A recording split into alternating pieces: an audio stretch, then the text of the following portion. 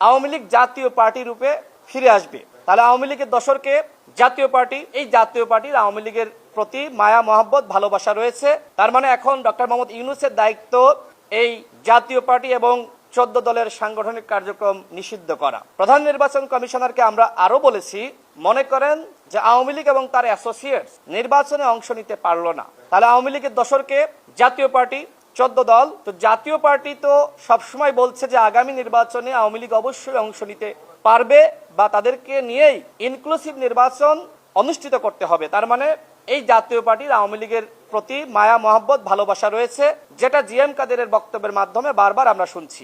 এক্ষেত্রে জাতীয় পার্টি যদি নির্বাচনে অংশ নেওয়ার সুযোগ পায়, তাহলে ওই আওয়ামী লীগ তারা কিন্তু আপার ভোট জাপাই দিবে। তার মানে এই যে আওয়ামী লীগ জাতীয় পার্টি রূপে ফিরে আসবে। আমরা আমাদের এই চিন্তাগুলো প্রধান নির্বাচন কমিশনারকে জানিয়েছি, তিনি আমাদেরকে আশ্বস্ত করেছেন যে নির্বাচন কমিশন এমন কোন সিদ্ধান্ত নিবে না যাতে করে ফ্যাসিবাদ নামে বেনামে কোনোভাবেই ফিরে আসে। এবং আগামী নির্বাচন নিয়ে প্রধান নির্বাচন কমিশনারের সাথে আমাদের আলোচনা হয়েছে যে আপনারা কি ধরনের প্রস্তুতি গ্রহণ করছেন। তারা বরাবরের মতন বলেছেন যে যখনই সরকারের পক্ষ থেকে আমাদের নির্বাচনের ব্যাপারে বলা হবে না কেন, আমরা তখনই নির্বাচন করতে পারবো। অর্থাৎ নির্বাচন করার বিষয়ে নির্বাচন কমিশনের শতভাগ প্রস্তুতি রয়েছে।